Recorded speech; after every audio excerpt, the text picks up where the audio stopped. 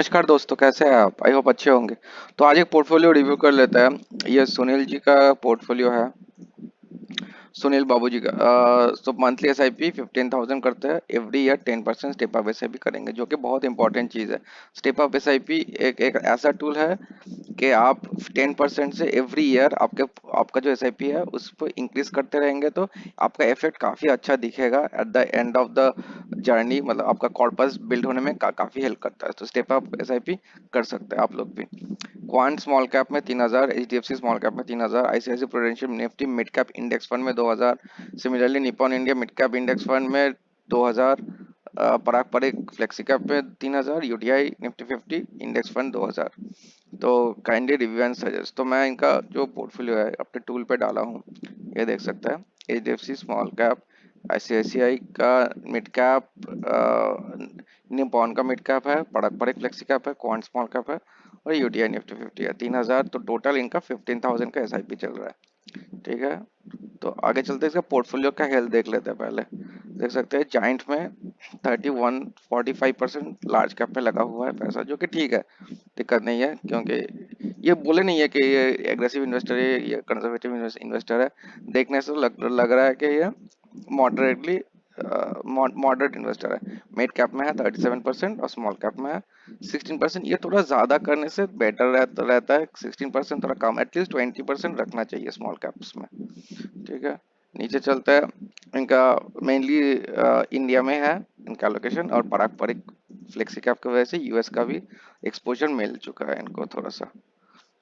Sector के बारे में बात करते हैं। फिनेंशियल में 22%, तो किस थोड़ा ज़्यादा है, 20% के करीब होता है तो अच्छा रहता है। सर्विसेज में 11, एनर्जी में है 9। अभी इसमें क्या दिक्कत है, तो मैं हमेशा बोलता हूँ फर्स्ट और थर्ड का 10 से ज़्यादा होना नहीं चाहिए। यहाँ पे देख सकते हैं 9 और 22, मतलब कितना हुआ, 12-13, 13% गैप हो गया। ठीक है, 13% काफ़ी ज़्यादा होता है। तो मतलब पहले पहले फर्स्ट में काफ़ी ज़्यादा एलोकेशन हो गया, इसीलिए बाकी सबका एलोकेशन कम है। ठीक है, इसको थोड़ा सुधारने के लिए करना होगा हम लोगों को। आगे चलते हैं। कौन कौन सी कंपनी से, Reliance, H D F C, ICICI, IT, सारे लार्ज कैप कंपनी, ये देख सकते हैं। Giant giant giant large cap giant, बहुत सारा जायंट कंपनीज है का एलोकेशन ज़्यादा है इसमें।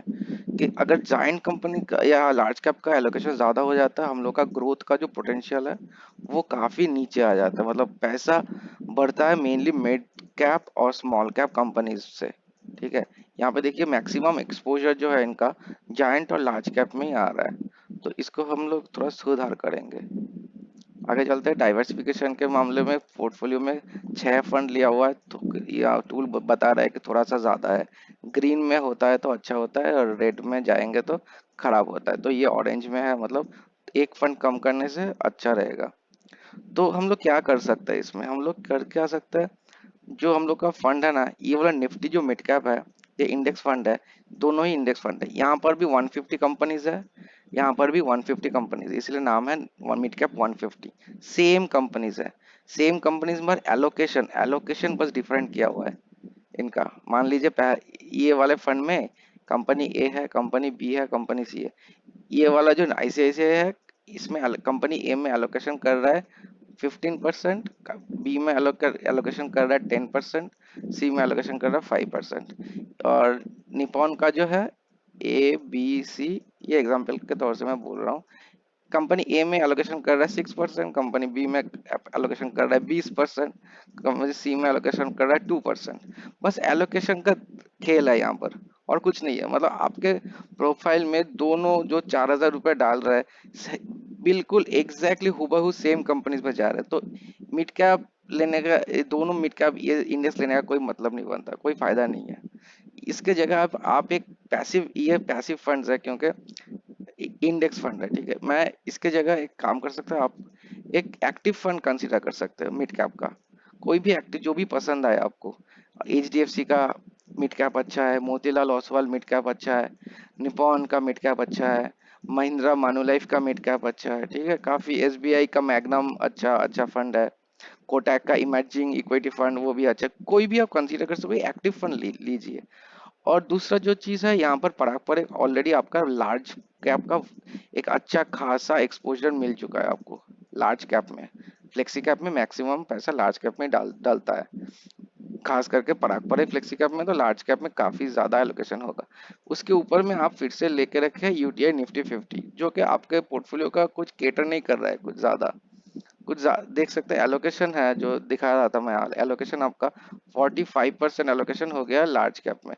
इसको थोड़ा सा कम करके 40% करके इसको 20% कर सकते हैं स्मॉल कैप में ज्यादा। ठीक है, तो ये भी ये कर भी सकते, नहीं नहीं भी कर सकते आप। लेकिन मैं ये वाला तो डेफिनेटली करना है आपको। ये दो फंड रखने का कोई जरूरत नहीं है, इसकी जगह एक एक्टिव फंड कर दीजिए। कि कैसे मैं पोर्टफोलियो बनाया हूँ आपका देख सकता है, ये देखिए। मैं उन दोनों फंड को निकाल दिया, बस मैं मोतीलाल ओसवाल मिड कैप को डाल दिया यहाँ पर। ठीक है, 4,000, वो दो दो हजार करके निकाल दिया, मैं एक साथ 4,000 कर दिया। एक फंड भी कम हो गया मेरा, 5 फंड हो गया यहाँ पर। 6 फंड पहले था, अभी 5 फंड दिख रहा है। ठीक है, और कैसे इफेक्ट कर रहा है देखिए। ये डालने के बाद ही देख सकते हैं इसका और इसका डिफरेंस 10% हो गया, जो कि ठीक है। पहले 13% था, जो कि दिक्कत वाला चीज था। ठीक है, वो डालने से ही ये पोर्टफोलियो का सुधार हो गया थोड़ा। नीचे चलते हैं, ये देखिए। ये जो कंपनीज है ना, पहले आप दिखा रहा था कितना जायंट, लार्ज सारे जायंट में लगा हुआ है। यहाँ पे देखिए अच्छा खासा एक कितना मिक्सचर बन चुका है, mid cap mid cap mid cap mid cap mid cap, giant cap large cap, giant और लार्ज और मिड कैप का एक अच्छा एलोकेशन बन चुका है आपका। इसके लिए क्या होगा, आपका ग्रोथ का पोटेंशियल ज्यादा हो जाएगा आपके पोर्टफोलियो में। ठीक है, और सारे ही अगर भर भर के आप लार्ज कंपनीज रखेंगे, large large company is nothing but an elephant. ठीक है, एलिफेंट जो बहुत आहिस्ता आहिस्ता भागता है। तो लार्ज कंपनी ज्यादा रखेंगे आप, बुल मार्केट में भी आपका ग्रोथ ज्यादा नहीं हो पाएगा, आहिस्ता आहिस्ता ही होगा। मिड और स्मॉल कैप जो कंपनीज है वो रैबिट की तरह भागता है, एकदम ऊपर नीचे भी आता है, ऊपर भी जाता है। क्योंकि आप ऑलरेडी यूटीआई का लार्ज कैप लेके रखे हैं, फिर पराग पर फ्लेक्सी कैप लेके रखे, इसलिए थोड़ा सा mid cap, active mid cap का एलोकेशन जरूरी था इस यहाँ पर। और डाइवर्सिफिकेशन देख सकते हैं, यहाँ पे बोल रहा है कि ग्रीन में है, अच्छा क्योंकि 5 फंड कर चुका है। तो मेरा अल्टीमेटली मेरा सजेशन यही होगा कि आप इन दोनों फंड से निकल के एक एक्टिव फंड लीजिए। ऐसा जरूरी नहीं है कि मैं मोतीलाल ओसवाल चूज किया, आपको मोतीलाल ओसवाल ही चूज करना है। कुछ भी चूज कर सकते हैं आप, और जो भी चूज करेंगे खुद से रिसर्च करके चूज कीजिए। क्योंकि मैं ये वीडियो बनाता हूँ एजुकेशन पर्पस के लिए, मैं सेबी रजिस्टर्ड नहीं हूँ, और ये कोई फाइनेंशियल एडवाइस नहीं है। और यहाँ पर यूटीआई निफ्टी 50 का जो इंडेक्स फंड लेके रखे है, और ये भी पारंपरिक दो लार्ज कैप का थोड़ा एलोकेशन बढ़ जाएगा। तो एक काम कर सकते हैं, इसको निकाल के यूटीआई निफ्टी 50 को निकाल के आप जो पैसा डाल रहे हैं यहाँ, ये 2000 आप एक स्मॉल कैप पे कोई भी जो दो दो स्मॉल कैप लेके रखे, स्मॉल कैप का एलोकेशन थोड़ा सा कम है। क्वांट स्मॉल कैप या एचडीएफसी स्मॉल कैप, कहीं पर भी ये 2000 में हजार हजार करके डिवाइड करके डाल सकते हैं। तो आपका पोर्टफोलियो का साइज 4 हो जाएगा, 4 फंड्स ओनली, जो कि बेहतरीन है एक। तो वीडियो यहीं पर एंड करते हैं गाइस, पसंद आए तो लाइक और सब्सक्राइब कर दीजिए। और आप लोगों का कोई भी पोर्टफोलियो शेयर करना चाहते हैं तो कमेंट सेक्शन में डाल सकते हैं, मैं रिव्यू कर दूंगा। Thank you for watching, have a good day.